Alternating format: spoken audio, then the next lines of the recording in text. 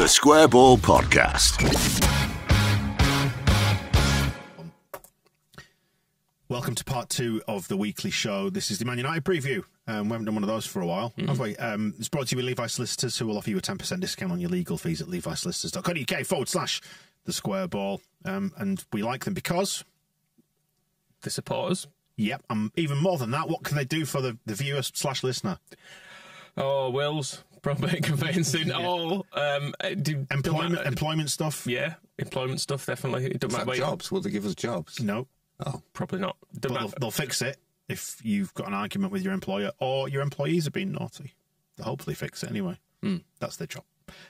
You can get appointments booked online and they will help you across the country, not just in Leeds as well. So have a look, levisolicitors.co.uk/the Square Ball. We've got Man United again this weekend, haven't we?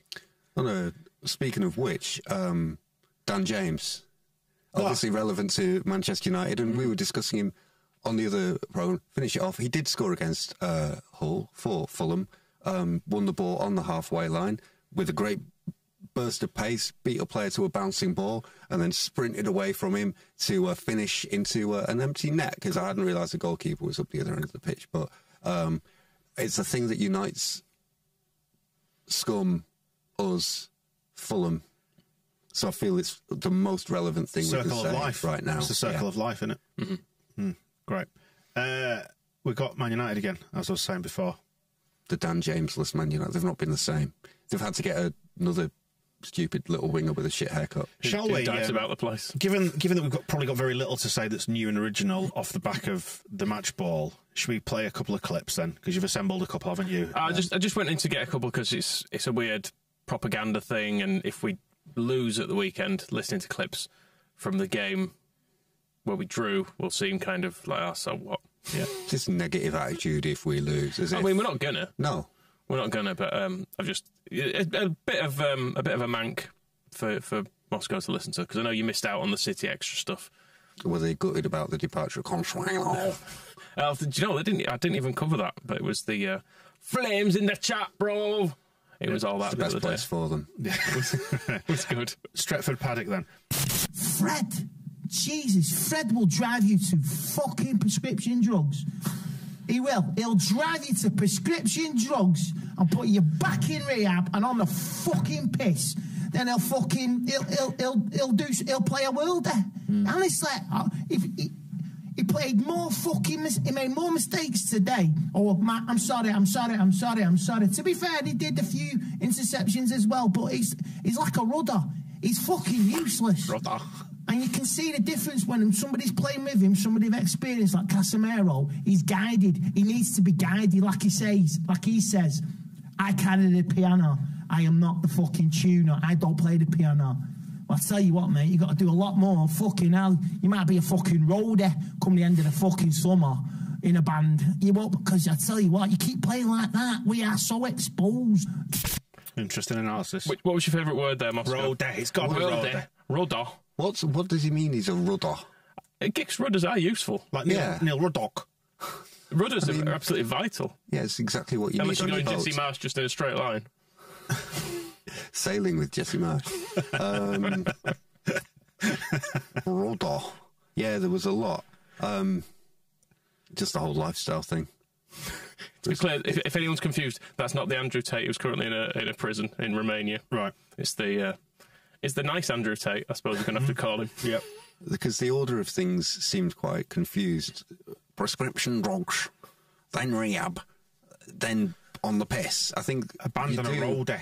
You do the on the piss stuff before rehab, otherwise you're probably not going to get the best out of rehab. For me, I think he's got a point about Fred. I was watching Fred. He doesn't look like he looks very relaxed. It seemed like when he arrived, wasn't it all action midfield though? Yeah. No, I mean kind of just his. I'm sure when he arrived, there was like a big thing like, I really want to impress in the Premier League, and he kept messing it up, and it was like, he looked pretty distressed about things. But he does seem to have that attitude now of just like not bothered anymore. Yeah. Like, come to terms with his own mediocrity. Well, just the. Do you understand that principle, Michael? The worst thing that can happen to you in the scum midfield is this guy's going to just start shouting about prescription drugs. And if you don't pay any attention to them, it's fine. Just get paid and go home. They are, like, the whole team do seem like an absolute bag of pricks. The thing that Eric Ten Hag, let me find his exact post-match quotes, because they were hilarious. When you think... Can you deliver them in a Dutch accent, please? No, obviously not. Because he manages... Michael, can you? Yes, of course. He manages scum, so... Smoking a pancake? I was thinking about Steve McLaren earlier, because he was at 20, the same as Arnie. Yeah. Wasn't he? And I think it is Arsenal, as Steve once famously said. So you filled that well in time for me to say, right, so here's Eric Ten Hag, what he said about the match. It was a trough when we start each half, we're not ready. I started my talk in half-time with, hey, come on, guys, we're not ready. Make sure we'll go for the second half, we're ready. Maybe equalise and then you'll win the game. But then in second half it's the same and you concede so quickly a goal because the opponent's on front foot, aggressive, aren't winning challenges. That's the part I'm disappointed that we lose the battles in the first minutes of it. He's really settled in that you can hear the Dutch accent bleeding through to Mank. What's he taking? His teeth are sounding grinding together. But I love that. I mean, we worry about what... He's out with Burning Man with Marcelo Gallardo. Off his chops. We worry what Jesse Marsh's team talks must have been like, and, Scoobs with his bit of paper with what he had written down on it. But then you realise Eric Ten Hag is telling people, he wants people to know that his team talk was, hey, come on, guys, we're not ready. Make sure that we're ready, and then maybe equalise, and then you'll win game. Do you know what is he even saying? But what's great? So one, his team talk is rubbish, but then he's got a dressing room full of Bruno Fernandes, Fred, the kid with the bowl cut that Ailing bossed, going like, no. We'll just go out in the second half and do exactly what the same we did in the first half, which is exactly the opposite of what you just told us to do, because we are pricks. I've been thinking about Jesse Marsh mugs, by the way. We should have done some Jesse Marsh. You remember those old like teacups that your nan used to have that were glass? Do you know the ones I mean? Oh, yeah. Like old people's teacups. We should have done a load of those for Jesse Marsh. See-through. Do you know why? Yeah. Say it. Because you could see right through him. But no... What do they give you? If you look at them, they give you... Clarity. Thank you. Oh, I thought it was about his tactics. Thing. That as well. Should we do the next clip then? Well, in midfield, right? What are we going to do? Same again? Yeah. Stick Rocker in there? Yeah, maybe. Kick the shit out of them. Get more people into kick. I want to see Bruno Fernandes really upset because they hopefully shouldn't get the same Homer referee. Well, I hope we get a Homer referee for a start on Sunday. Fernandes was saying after the game, wasn't he? He's like, I know they've got their atmosphere, but their goalkeeper's a town waster. Yeah. Then they have been saying there are clips doing the rounds this morning, I think, or certainly screen grabs of him saying, I'm not afraid of Elland Road. Yeah. Well, as we're addressing the filthy scum bastards and sticking with Stretford Paddock, this is a clip of them booting Bamford in the face, and I think it's good because they're annoyed at Bamford, and I think it means Bamford's back. Because remember the first year we were in the Premier League, every clip we listened to, people fucking hated Bamford, and then last year faded into nothing, didn't it? Yeah. So we need Bamford bastard basically. Now they're annoyed. They're annoyed at him getting kicked in the face. Oh. It's nothing. It's literally nothing. It's a hip-to-hip contact. No, that's not what's hurting, though, is it? He was already planning on going down before that. If you both go for the ball... Martinez knows what he's doing there, though. He does, but that's hip-to-hip, that. Cheek to cheek. Dickhead Bamford. Martinez has 100% done that bit at the end on purpose. It's like they realised then that they saw the replay, and then the second replay is like, oh yeah, he's dragged his studs across his face. Bamford did make a meal out of it. But, in football, to get anything, particularly on that ground, you've got to make a meal out of it, haven't you? What are you doing, Moscow? You're dragging some studs across your face.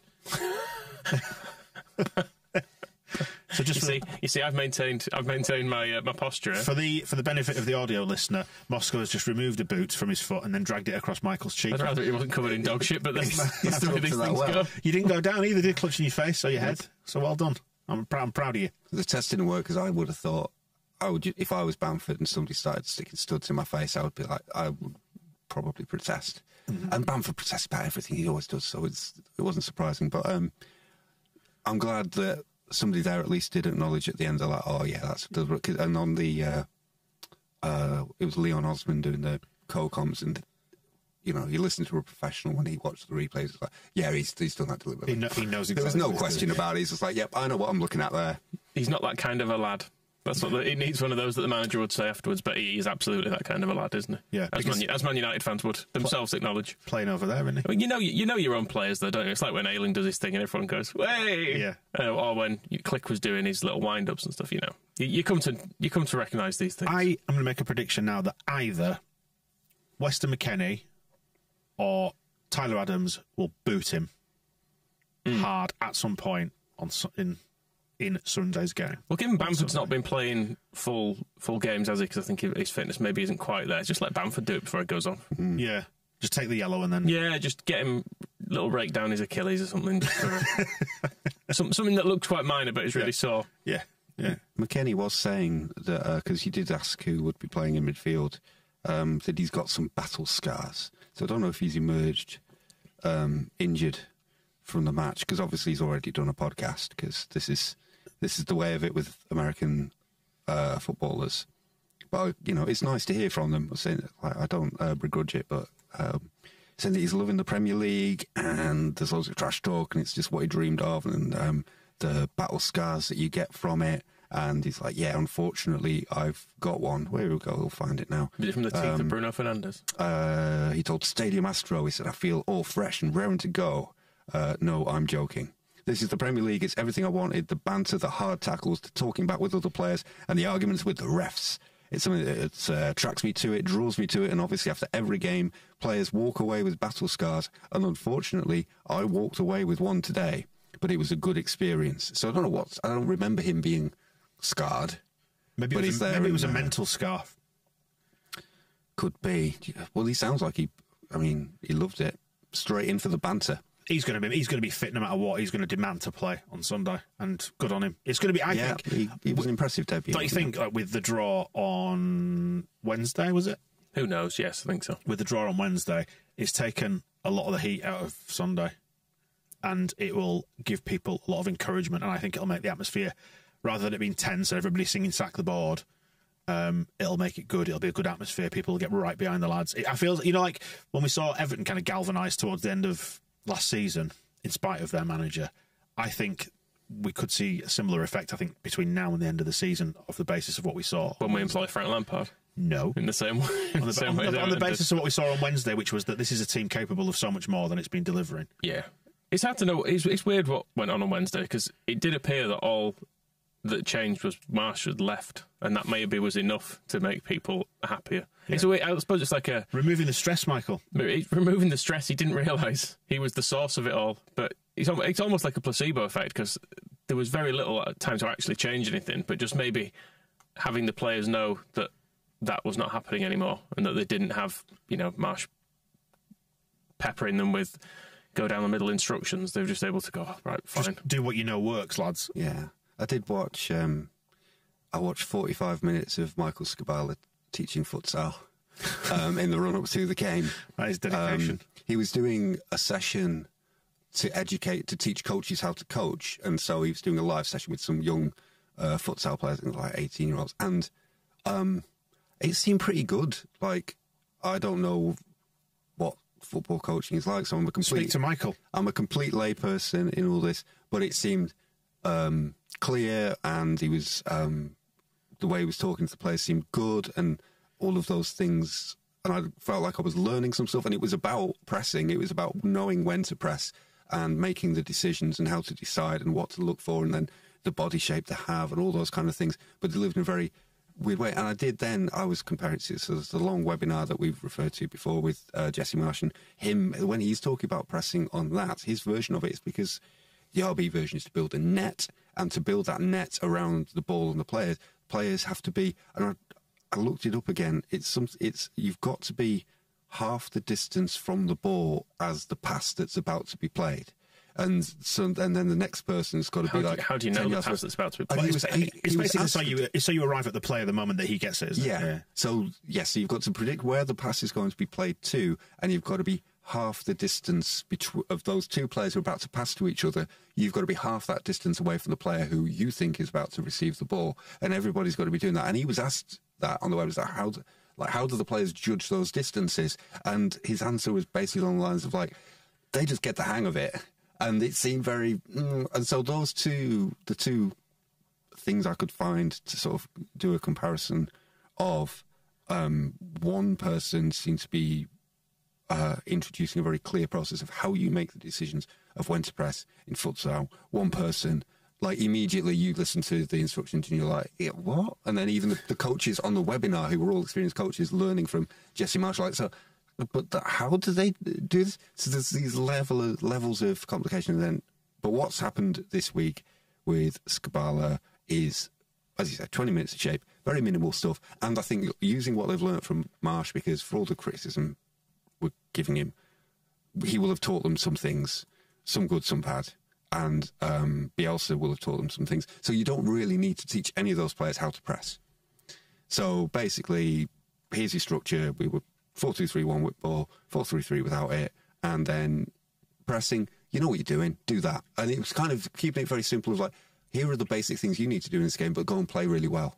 And that instruction, that part of it seemed to be just go out and play well. And bearing in mind, it's Scum, so everybody expects you to lose. So some of the pressure's off, and we just got to get to this game. Let's try and go out there, give it a go. And it's why his instructions that were highlighted on the photograph, where it was like, it was transition something, and something about the middle, was it close the middle, and then keep calm and believe. Like, everyone's like, oh, that's what Jesse Marsh used to say. But that's the good things that Jesse Marsh would say. But then why was Jesse Marsh not able to make them calm? Why could he not make them believe for 11 months when he's at the end of it? They're scared, as he was dancing up and down the touchline. And he was saying, yeah. 9 months into the job at that point, he still had the players who were scared, but somehow Skubala had the ability to make them believe and make them play as if they believed and make them play with confidence. And you know, he's not. We should say as well, you know, one match does not a season make. So he's absolutely. That's the thing. He's absolutely not the long-term option. But and I think what I love about him at the moment is he's absolutely fulfilling the brief of a caretaker manager. But I'll say it again when we nominate him for hero. What about if we have a new manager in place by Sunday? It looks like it's going to be after the weekend. I guess we'll deal with all that on the Phil Hayes show. But might not be fair. Brad Rizzani did DM Conor McGilligan, the YouTuber, to say it's going to be after the weekend. Yes. So. If it's before the weekend, that's the second strike after it'll be done on Tuesday night. So, I mean, Phil Hay says it's done anyway. He's just not telling anyone. Of course, yeah. Wouldn't be fair though, would it, Michael? And we say thanks to Josh Cawthorne as well for pointing us in the direction of this one. It did the rounds on the socials before they fell over the weekend. Having a new manager, not the done thing, is it, in football? No, this is from the United stand, which is the Goldbridge vessel, should we call it? Organ, that's the one. But it's not. This isn't him. This is a non-Goldbridge. This is another more elderly and confused man. When you've got a manager who's got you fired up and got you organised and sends you out there, you can't stop them from playing like they played. And the same when we played Aston Villa when they had a new manager, and the same problem that Arsenal had when they played Everton. I almost feel like saying there should be a rule in the Premier League that you can't change your manager during the season. I'm deadly serious. When I say I'm serious, it's only a little bit tongue-in-cheek, but the reason it's a little bit tongue-in-cheek is I agree it's fantastic for the team that have got the new manager, but it's slightly unfair on the team who they play against, who are competing with other teams, not competing with them, but with other teams. If you take Arsenal, for example, got beat by Everton on Saturday. If they hadn't sacked Frank Lampard last week, I doubt very much that would have happened.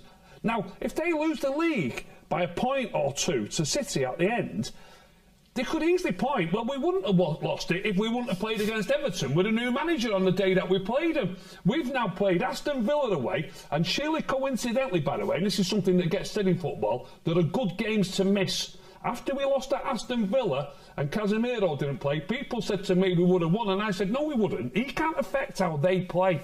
Aston Villa came out like absolutely wild horses on that day, and so did Leeds today in the first half. The new manager gets them fired up. The new manager really wants to show what he can do, and it rubs off on players. And this is what happened at Aston Villa. It's happened to us, and it's also happened to Arsenal on Saturday at Goodison Park. Right. Here's a list of things that have negatively affected my football team, and I don't want them to happen. Right? Is that what we're saying? I feel like Casemiro would probably listen to that and be going, fucking can affect games. Well, yeah, he was saying, was it in that clip as well, where he says that if you could have Messi, but if the other team have got a new manager, you don't have a hope. And it's like as if that is the only.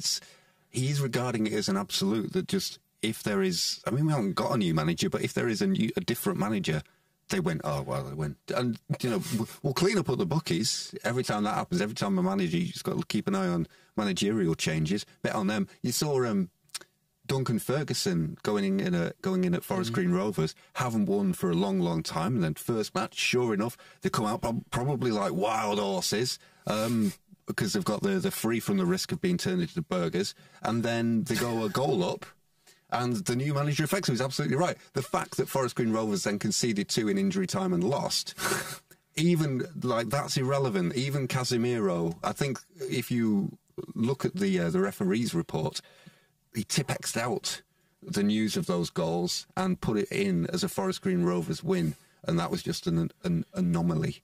But well executed. That guy an anomaly. Sounds like an absolute maniac. I mean, if you're going to say you can't change manager, are you saying no subs, no transfers, no change of formation? We need to cancel the January transfer window. I felt this about the argument about VAR in the FA Cup. Some people are saying that some grounds have it, some don't. It's unfair. And I don't think it's unfair. I think it's fair because it's the rules of the competition. Rules of the competition in the FA Cup are that you can be drawn at a ground that doesn't have VAR, so you won't be able to use it. And that's the rule. So the rules that rule of the competition is the same rule for everybody. Just as in the Premier League, the same rule for everybody. Every ground has it. That's the rule. So the rule is fair. So you know that when the ball's coming out, you could get one or the other, and you sign up for that.